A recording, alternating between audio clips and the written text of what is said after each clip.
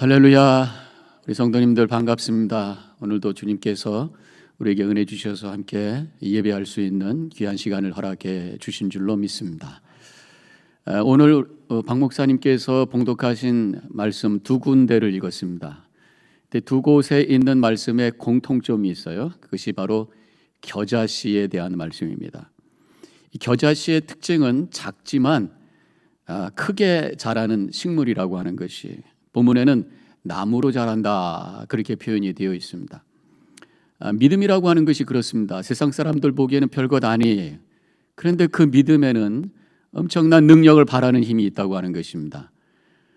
겨자씨의 크기가 조금 전에 우리는 보셨습니다마는 아주 모래알같이 작습니다.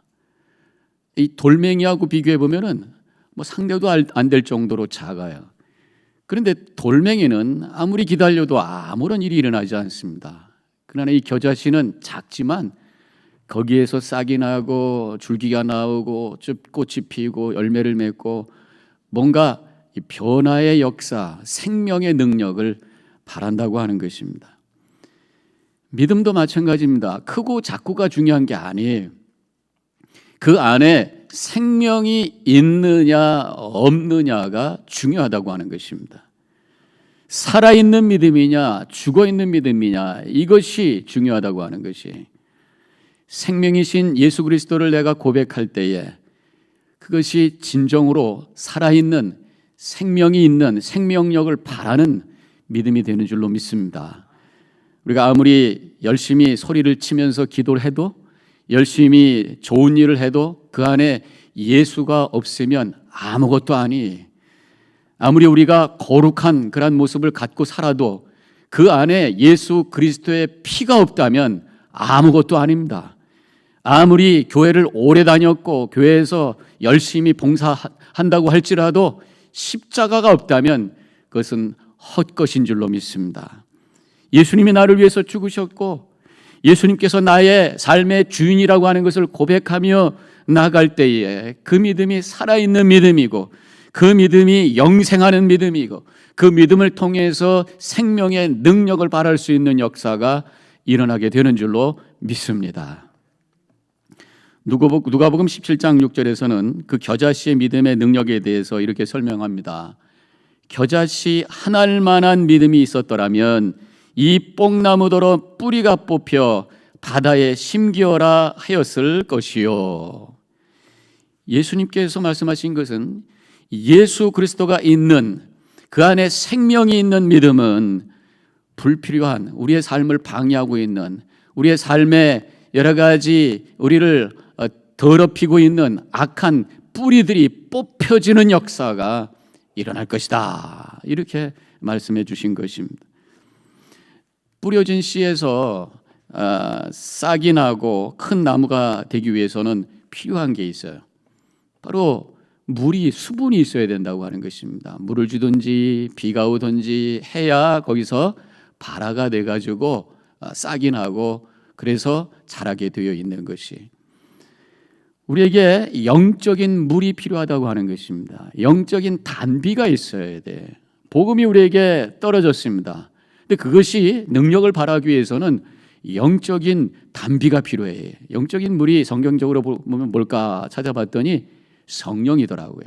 성령 그러면 우리가 불이라고 하는 게 생각납니다. 근데 성경에 보니까 예수님께서 말씀하신 이런 말씀이나 요한복음 7장 37절부터 38절에서 누구든지 목마르거든 내게로 와서 마시라. 나를 믿는 자는 성경의 이름과 같이 그 배에서 생수의 강이 흘러나리라, 이렇게 말씀하신 다음에 39절에서 보충 설명을 이렇게 하고 있습니다. 이는 그를 믿는 자들이 받을 성령을 가르쳐 말씀하신 것이라. 바로 이 생수가 성령이라고 하는 것입니다. 성령이 바로 우리에게 내려오는 단비 같은 역사라고 하는 것입니다. 그래서 내 속에 예수님에 대한 믿음의 고백이 있고 성령의 단비가 내 속에 내릴 때에 거기서 놀라운 생명의 역사, 능력이 있는 믿음의 삶을 살게 된다는 것이에요. 그 성령께서 내 안에 단비처럼 내려올 때에 어떤 역사가 일어나느냐? 바로 눈물이 흐른다는 게, 물이 흐른다라고 하는 것입니다.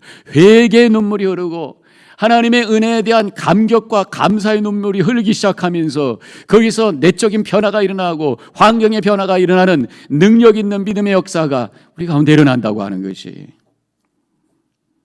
그때에 뽕나무가 뽑힙니다. 불신의 뿌리가 뽑히고 미움의 뿌리가 뽑히고 교만의 뿌리가 뽑히면서 내 삶에 새로운 길이 열리기 시작을 하는 것이, 오래전에 뉴욕 총영사로 계시던 문봉주 장로님이라는 분이 계십니다. 지금은 그분이 은퇴하신 다음에 목사님이 되셨어요.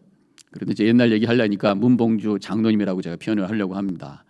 그분이 쓴 새벽형 크리스찬이라고 하는 책이 있는데 제가 몇 년 전에 읽었는데요. 거기에 나오는 이야기가 있습니다. 본인의 간증이죠. 뉴질랜드에서 이제 대사로 계실 때에 어떤 작은 교회에, 한인교회에 출석을 하시게 되었습니다. 근데 그분이 그 교회에서 신앙생활을 하면서 시험에 드셨어요. 그 시험은 다른 분이 아니라 담임 목사님에게 시험에 들린 거예요. 젊은 목사님이 담임을 하시는데 그 목사님은 주일 예배 30분 설교하는 거 외에는 하시는 게 없는 거예요. 새벽기도도 없고 신방도 없고 성경 공부도 없고. 그러니까 이 문봉주 장로님이 속상한 겁니다. 나중에 시험이 되기 시작합니다. 본인은 대사로 오셔서 하루 종일 일하면서도 성경 공부도 가르치시고 기회 있을 때마다 전도도 하시고 성도님들에게 전화도 하시고 그러면서 이 평신도로도 열심히 사역하시는데, 아니 목사님으로 부름을 받으신 그분이 주일 설교 외에는 아무것도 안 하는 거예요. 젊은 목사님이 패기도 없고 열정도 없고 도대체 뭐 하는 건가 이런 생각이 들으면서 그 목사님 볼 때마다 시험이 들려지고 나중에 목사님이 미워지기 시작하는 거예요. 우리 문봉주 장로님께서는 성경을 너무나도 잘 알고 계십니다. 서로 사랑하라고 하는 요한복음 13장에 있는 말씀도 너무 잘 알고 있어요. 요한일서 2장에 보면은 빛 가운데 있다고 하면서 형제를 미워하는 자는 지금까지 어둠에 있는 자요. 그 말씀도 너무 잘 알고 있어요. 미워하지 말라, 사랑하라 알고는 있지만 그 말씀에 순종이 되지 않더라는 것이에요. 오히려 그 목사님을 미워하는 것이 정당하다는 생각이 들 정도였다고 하는 것입니다. 그런데 어느 날 새벽제단을 쌓고 있었습니다. 새벽 기도에 와서 예배가 끝난 다음에 기도를 하고 있는데 그때 성령께서 본인의 그 약한 부분을 만져주기 시작하시는 것이에요. 마음에 하나님의 음성이 들립니다. 내가 속으로 우습게 본 저 젊은 목회자한테 무릎을 꿇지 않고서 내가 나를 사랑한다 할 수 없느니라, 이런 음성이 들리게 된 것이죠. 그러면서 하나님의 말씀이, 쓰여졌던 말씀이 이제 하나님의 음성으로 들려지면서 마음이 움직여지기 시작합니다. 눈물이 쏟아지기 시작합니다. 기도하다 말고 그 목사님께 가서 목사님 나에게 안수기도 해 주십시오. 그리고 무릎 꿇고 기도를 받기 시작하죠. 이 목사님은 얼떨결에 그냥 기도를 하기 시작합니다. 그때 이제 문봉주 장로님 마음속에 뜨거워지기 시작하면서 펑펑 울면서 막 기도를 하기 시작하고, 목사님도 안수기도 하다 말고 같이 펑펑 울면서 서로 기도하게 돼요. 기도가 끝난 다음에 사무실에서 목사님과 함께 대화하는 중에 그 목사님의 사연을 듣게 되었어요. 신학교에서 졸업하고 어느 교회에 초빙을 받아서 목회를 시작했습니다. 이 목사님이 정말 열심히 사역을 한 거예요. 하나님이 나에게 주신 첫 목회일지 내가 정말 내 젊음을 불태우겠습니다 하면서 열심히 이 목회를 했는데 너무 열심히 하셔가지고 병에 들게 됐어요. 폐병에 걸린 거예요. 그래서 목회가 굉장히 힘들어지는 그런 상황 속에서 그 교회에서 목사님 너무 힘드니까 떠나셔야 되겠습니다. 목사님을 쫓아내버리고 말았어요. 이 젊은 목사님이 너무 상처가 돼가지고 막 무너지는 거죠. 그래서 아예 그 한국을 떠나고 싶은 마음으로 뉴질랜드까지 오시게 되었고, 오셔서 목회는 시작을 다시 하셨지만 그 상처받은 마음이 회복이 되지 않아가지고 목회에 대한 열정이 회복이 되지 않는 거예요. 그런 상황 속에 있다고 하는 것을 이 문장로님이 들으시면서 함께 눈물을 흘리면서 그 사연을 듣고, 그래서 그 목사님을 위해서 오히려 기도하는 그런 장로님이 되셨다, 이런 간증의 이야기가 그 책 속에 있습니다. 이렇게 성령께서 역사하실 때에 미움의 뿌리가 뽑히고 정죄의 뿌리가 뽑아지는 역사가 일어나게 되는 줄로 믿습니다. 바로 믿음은 이러한 능력이라고 하는 것입니다. 이제 씨가 땅에 떨어져서 비가 오고 물이 흐를 때에 수분이 채워질 때에 싹이 나죠. 그런데 필요한 것이 또 한 가지가 있습니다. 빛이 있어야 돼요. 빛이 없으면 아무리 물을 열심히 줘도 싹이 날 수가 없잖아요. 그래서 씨가 있고 또 수분이 물이 있고 빛이 있어야 되는구나. 그래서 우리 하나님께서 삼위일체적으로 역사하신다고 하는 것이 이 이야기를 통해서 깨달아집니다. 예수 그리스도가 씨라고 한다면 그 물은 성령이, 빛은 바로 성부 하나님이신 것입니다. 우리에게 생명을 공급해 주시는 이 하나님을 바라보면서 하나님을 향해 예배하고 기도할 때에 결국 능력 있는 믿음의 삶을 살게 된다고 하는 것이, 시편 27편 1절에 이렇게 쓰여져 있습니다. 여호와는 나의 빛이요 나의 구원이시니 내가 누구를 두려워하리요. 다윗의 고백이죠. 하나님을 향해서 빛이시라고 고백을 하고 있습니다. 다윗이 이러한 믿음의 고백을 했기 때문에 그의 믿음은 높이 높이 하나님을 향해 올라가는 믿음이 되었고, 그래서 높은 큰 나무와 같은 그런 믿음이 되어서 품을 수 있는 큰 마음을 갖게 된 것이, 그래서 자기를 향해 구테타를 했던 그 아들 압살롬을 나중에 용서할 수 있었고요, 자신을 계속 괴롭히고 죽이려고 했던 이 사울 왕을 품을 수 있는 큰 마음을 가졌던 그러한 사람이 되었다고 하는 것입니다. 이것이 바로 큰 나무의 모습이에요. 나무는요, 햇빛이 있을 때에 이 식물은 광합성 작용을 하게 되어 있습니다. 광합성 작용이라는 게 뭡니까? 이산화탄소를 받고 그 다음에 산소를 내주는 거죠. 그래서 나무가 많은 곳에 가면은 아주 그 프레시한 느낌이 드는 게 산소가 공급이 잘 돼서 그런 거예요. 빛이 되시는 하나님을 바라보면서 늘 주님을 향해 살아가는 믿음의 삶을 살 때에 그에게도 영적인 광합성 작용이 일어나는 것이, 그래서 부정적인 마음이 변해서 긍정적인 마음이 되고, 미움이 변해서 사랑이 되고, 불편했던 마음이 변해서 축복하는 마음으로 변해지기 시작하는 역사가 일어나게 된다고 하는 것입니다. 그럴 때에 생명력 충만한 삶을 살게 되고, 다른 사람들에게 생명을 주는, 산소를 공급하는 그런 광합성 작용과 같이 영적인 광합성 작용으로 다른 사람들을 축복해 주고 살리는 놀라운 역사가 그의 삶을 통해서 일어나게 된다는 것입니다. 이것이 바로 믿음의 능력인 것이, 빛만 바라보면서 하늘을 위해서 높이 높이 성장하는 그 나무는 꼿꼿하게 서 있습니다. 그리고 큰 나무를 갖게 되고, 그래서 품을 수 있는 나무가 되는 것이에요. 그런데 나무 중에서도, 식물 중에서도 다른 나무를 타고 올라가는 게 있어요. 이것은 나무라고 하지 아니하고 우리가 넝쿨이라고 그럽니다. 넝쿨은 뭐 보기도 별로 안 좋고 쓸모도 별로 없고 다른 나무만 자꾸만 괴롭히는 것이, 우리가 영적으로도 그렇습니다. 빛 되시는 주님을 바라보면서 높이 높이 올라갈 때에 큰 나무가 되어서 하나님 앞에 크게 쓰임받는 그러한 역사가 일어나는 것이, 그런데 사람 붙들고 세상 것 기대하고 세상 것 추구하고 물질적인 것 추구하면서 그것을 붙들며 살아갈 때에 이 넝쿨과 같은 모습이 되어서요, 별로 쓸모없는 그런 존재가 되고요, 다른 사람을 힘들게 할 수 있는 그런 존재가 된다고 하는 것입니다.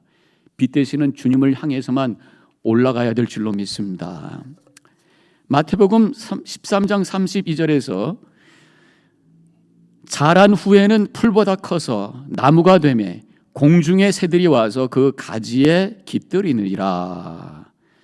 겨자씨의 믿음이 자라서 큰 나무가 되고 새들이 깃들고 그 그늘 아래 사람들이 와서 쉬게 된다, 그런 말씀. 다른 사람을 품을 수 있는 큰 마음을 갖게 된다는 것이죠. 미움과 불신과 차별의 뿌리를 뽑아내고 용서와 포용과 사랑으로 품을 수 있는 큰 마음의 믿음의 소유자가 된다는 말씀입니다. 제가 수년 전에 읽었던 책 중에 끝에서 시작되다라는 그런 책이 있어요.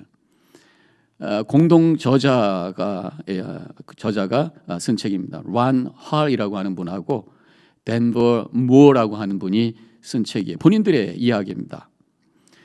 원제는 원래 제목은 Same Kind of Different as Me 이런 제목인데 2006년에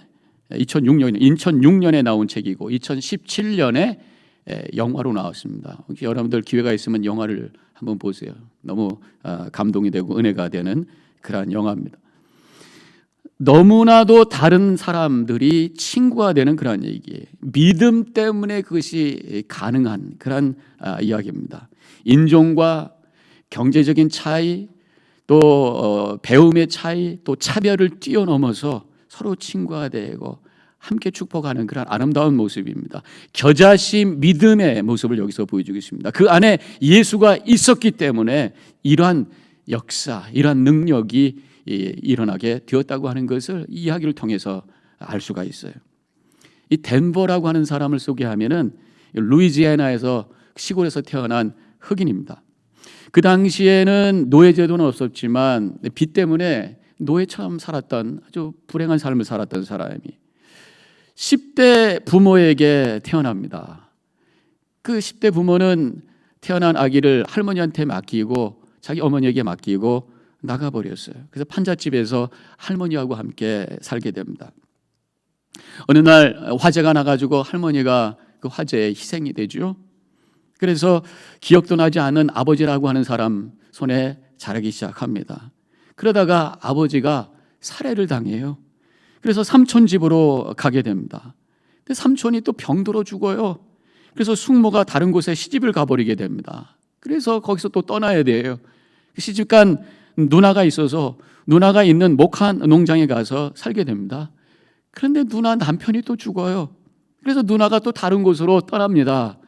결국 혼자 이 목화 농장에 남아서 주인이 만들어준 헛간 같은 집에서 목화 따는 일을 하면서 힘들게 살게 됩니다. 열심히 일했지만 억울하게도 주인의 빚쟁이가 돼가지고 노예처럼 불행하게 살게 되죠.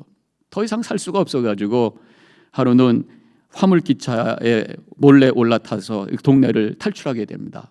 그래가지고 텍사스에 있는 달라스 근처에 폴트 로스라고 하는 곳에 오게 되죠. 뭐 돈도 없습니다. 갈 곳도 없습니다. 결국 홈리스가 되죠. 그러면서 구걸하면서 살기 시작을 하는데 햄버거 드랍이라고 하는 방법으로 구걸한다는 거예요. 이 햄버거 드랍이라고 하는 것은 1불짜리 조그만 햄버거를 사가지고 그것을 쓰레기통에 버립니다. 사람이 지나가면 그 쓰레기통에서 햄버거를 찾아가지고 먹는 거예요. 지나가는 사람이 너무 불쌍해가지고 돈 주고 이렇게 해서 구걸해서 살았다고 하는 것이. 뭐 가끔씩 허드렛 일도 하면서 살았습니다만 너무 어려운 거예요. 그러다가 어떻게 하다가 곤충이 하나 생기게 됐어요. 그래서 이 곤충을 가지고 강도짓을 합니다. 결국은 또 감옥에 가서 10년 동안 감옥에서 갇혀서 살게 되죠. 그러다가 이제 나와서 다시 옛날에 있던 폴트 워스라고 하는 곳으로 가게 됩니다. 와서 이제 홈리스로 살다가 거기에 있는 어느 교회에서 운영하고 있는 유니언 가스펠 미션 센터 홈레스 쉘터에서 기거하게 돼요. 그때 란이라고 하는 사람의 부부를 란이라고 하는 분의 부부를 만나게 되죠. 이 란 홀이라고 하는 사람은 비싼 그림을 갖다 파는 그러한 사람이었습니다. 돈을 많이 벌어서 고급 차와 큰 집에서 부잣집에서 살고 있었던 사람입니다. 그런데 이 란은 이 가족들 돌보고 가족들과 함께 지내는 것보다 돈 버는 일에 정신이 없어가지고 늘 돌아다니는 거예요. 그러다 보니까 한눈을 팔게 돼가지고 다른 여자를 만나게 됩니다. 그 얘기를 친구한테 했는데 그 친구가 자기 부인한테 얘기하고 그 부인이 란의 부인인 이 드보라에게 얘기를 하게 돼가지고 밝혀지게 되죠. 난리가 났습니다. 그런데 이 드보라라고 하는 분은 참 믿음의 사람이고 기도의 사람이고 아주 지혜로운 사람이었어요. 경솔하게 행동하지 않습니다. 남편에게 전화기를 달라고 그럽니다. 그리고 그 여자한테 전화를 해서 내가 당신을 용서할 테니까 더 이상 내 남편에게 접근하지 마시오. 이렇게 얘기하고 남편을 용서합니다. 그 대신 조건이 있습니다.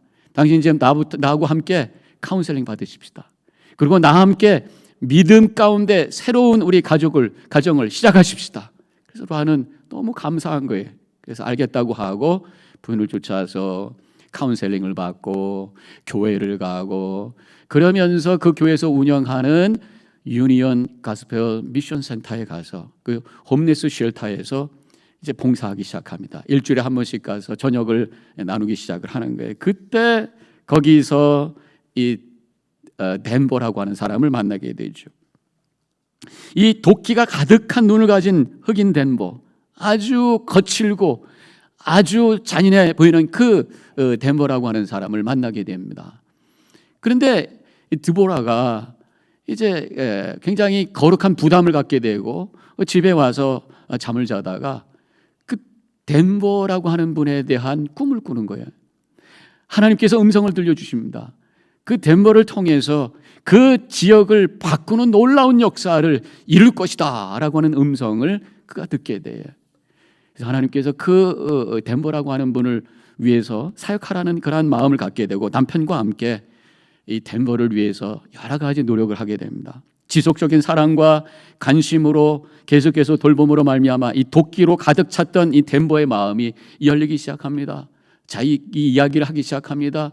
그래서 대화를 하기 시작합니다. 그러다 보니까 이 란의 부부들이 이 덴버의 마음속에 있는 그 지혜와 깊은 마음이 느껴지게 되면서 이제 동정의 대상이 아니라 친구가 될 수 있다는 그런 마음을 가지고 함께 식사도 하고 레스토랑도 가고 또 미술 전시관도 가고 또 덴버가 살던 옛날 그 동네에 가서 옛날 이야기도 듣고 그러면서 서로 교제하게 돼요. 서로의 다름을 극복하면서 친구가 되기 시작합니다.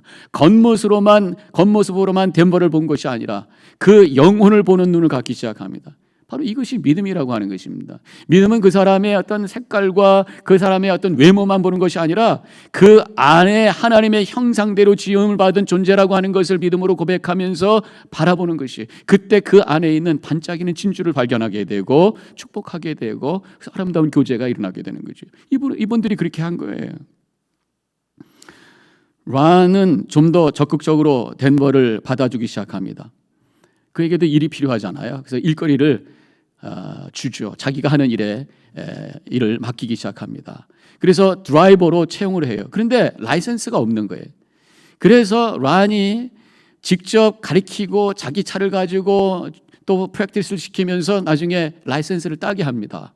그러면서 일을 함께 하기 시작을 합니다.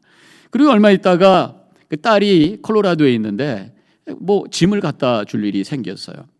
그래서 이제 덴버에게 트럭을 가지고 부탁을 합니다. 갖다 달라고. 갔다 오는데 시간이 걸립니다. 왜냐하면 1,500마일이 되기 때문에 하루 정도 중간에 자야 되는 거예요. 그래서 새로 산 픽업 트럭과 캐시 700불을 주면서 이제 부탁을 합니다. 그래서 떠났어요. 다음 날 저녁이면 올 시간이 됐는데 연락이 없는 거예요. 지금같이 셀폰이 있던 시절도 아니고 그분이 셀폰이 없었는지 아무튼 연락이 안 되는 거예요. 그래가지고 막 초조합니다. 그래서 이 란이 나중에는 의심의 마음도 들기 시작합니다. 차 가지고 어디 도망간 건 아닌가? 경찰한테 전화할까? 막 이러고 있을 때 옆에서 부인 드보라는 기도를 하고 있는 거예요. 간절히 기도하고 있는 거예요. 하나님 덴버를 지켜주세요. 사고 나지 않게 도와주세요. 안전하게 도착하게 도와주세요. 막 기도하고 있는 거예요. 믿음의 사람이죠. 그래서 기도가 딱 끝난 다음 1분이 지나지 않아서 딸에게 전화가 옵니다. 덴버가 도착했다는 거예요. 그래서 안심을 하게 되고 그러고 나서 이제 마치고 돌아옵니다. 돌아와서는 끌고 왔던 차를 깨끗이 세차를 해가지고 그 돈을 500불 정도 남겨가지고 돌려줍니다. 알고 봤더니 그 돈을 아끼려고 트럭에서 자고 음식도 그냥 패스트푸드 먹으면서 다녀왔다고 하는 거예요.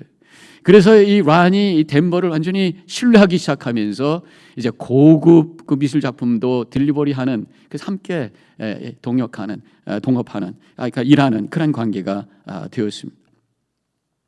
그러다 이제 얼마 후에 이 드보라가 큰 병에 걸렸어요. 암에 걸려서 시름시름 앓기 시작합니다.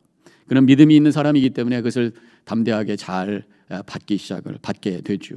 나중에 병실에서 이 덴버가 누워있는 이 드보라가 누워있는 병실에서 눈물로 기도하면서 축복하는 모습이 나와요. 그리고 이 드보라에게 약속을 합니다. 나중에 계속해서 드보라가 하던 이 홈리스 쉘터의 사역을 내가 끝까지 책임지고 감당하겠다고 약속을 합니다. 나중에 이제 돌아가셨어요. 그리고 장례식에서 나와서 조사를 합니다. 그 조사에서 너무 감동적인 장면이 나요. 영화로도 나왔거든요. 그 장면만 제가 영화로 봤었는데 나와서 하나님께서 주신 그 드보라에게 주신 키를 가지고 나를 풀어주셨습니다. 나의 그 악한 삶에 묶여있던 나를 풀어주셨습니다. 그러면서 지금까지 드보라가 갖고 왔던 그 횃불을 이제 내가 계속해서 들고 가겠습니다.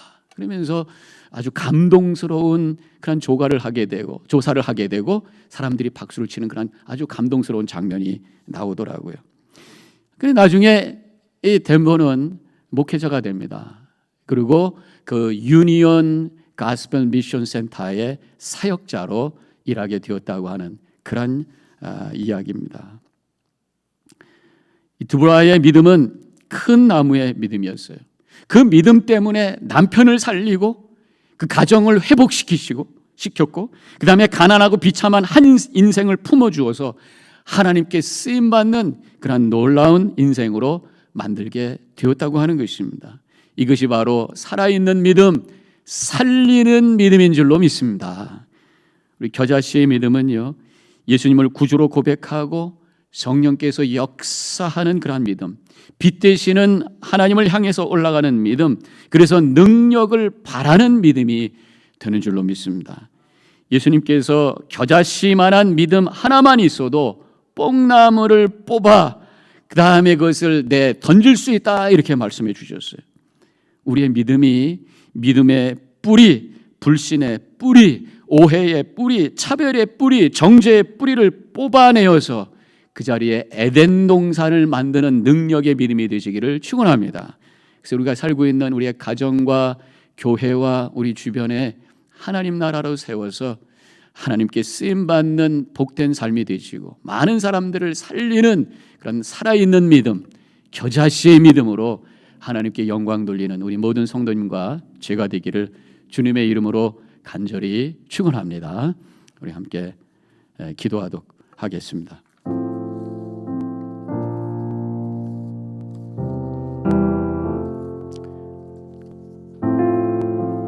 이 시간 이 겨자씨의 믿음이 무엇인가 주님께서 우리에게 주신 귀한 말씀 나누었습니다. 그 안에 생명이 있는 믿음, 예수가 있는 믿음 있을 때에 성령의 감동 속에 하나님의 은혜의 빛 속에서 큰 능력을 바라는 헛된 뿌리를 뽑아내는 하나님의 뜻을 이루는데 방해하는 모든 뿌리들을 뽑아내는 능력이라고 가르쳐 주셨습니다. 오늘 다시 한번 주님을 향해 결단하는 이 시간이 되시기 바라겠습니다. 잠깐 묵상 기도합니다.